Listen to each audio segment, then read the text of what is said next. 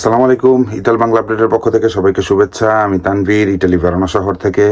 তো এই মুহূর্তে যারা যারা আমার ভিডিওটি দেখছেন অবশ্যই আমার চ্যানেলটি সাবস্ক্রাইব করবেন, আমার ফেসবুক পেজটি ফলো দিবেন, আমার ভিডিওটি শেয়ার করবেন এবং আপনাদের সুবিধার্থে আমি একটা টেলিগ্রাম গ্রুপ খুলেছি, ডিসক্রিপশনে লিঙ্ক দেওয়া আছে, সেখানে আপনারা জয়েন করতে পারেন বিভিন্ন তথ্য আদান প্রদানের জন্য।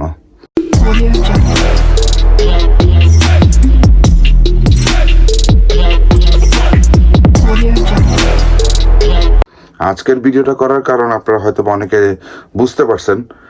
অনেকে জিজ্ঞেস করতেছেন, ভাই কোন শহরে কত মিনিট পর্যন্ত কোটা উঠছে, ভাই কোন শহরে কত মিনিট পর্যন্ত কোটার ভিতরে নিছে, তো কত মিনিট পর্যন্ত আসতে পারে। তো দেখেন, এটা সম্পূর্ণ হচ্ছে আপনার শহর ভিত্তিক যে কোটাগুলি দিছে।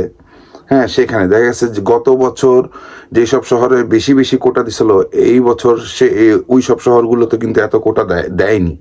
তো আপনারা কিন্তু মিনিট কাউন্ট করবেন, সেকেন্ড কাউন্ট করবেন, এটা নিয়ে চিন্তা করতেছেন। দেখেন, অনেক সময় দেখা গেছে যে 4 মিনিট, 5 মিনিট, 10 মিনিটের পরেও পেপারস উঠে, নুল্লস্তা উঠে। এটা ডিপেন্ড করে অনেক সময় মালিকের উপরে ডিপেন্ড করে, অনেক সময় ডিপেন্ড করে আপনার যে আবেদন করছে। আবার এটাও দেখা গেছে যে আপনারা রিসিট পাইছেন, 1 মিনিট 2 মিনিটের রিসিট পাইছেন।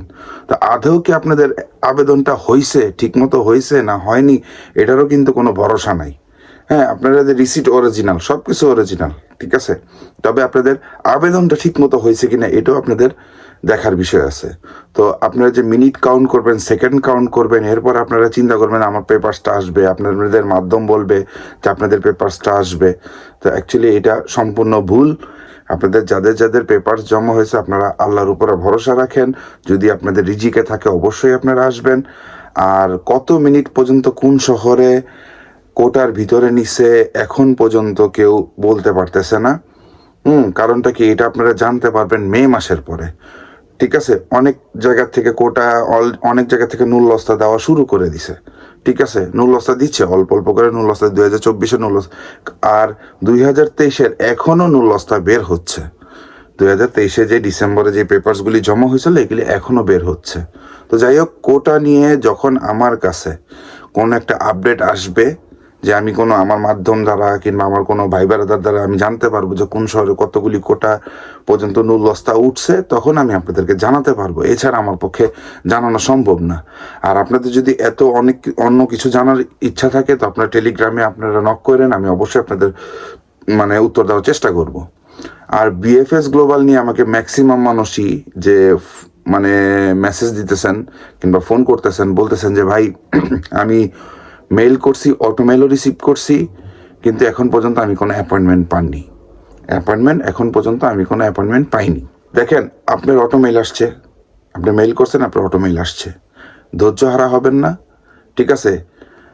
আপনাদের অ্যাপয়েন্টমেন্ট দিবেই। কারণটা কি, তাদের আগে যে অ্যাপয়েন্টমেন্টগুলি দিছে এগুলি আগে শেষ করবে, তারপর আপনাদের আবার অ্যাপয়েন্টমেন্ট দেওয়া শুরু করবে। এখানে কোনো ডেট ফিক্সড করা নাই। আগে তারা তাদের এই ফাইলগুলির আগে জমা নিবে, ফাইলগুলি জমা নেওয়ার পরে তারপর আবার আপনাদেরকে অ্যাপয়েন্টমেন্ট দেওয়া শুরু করবে।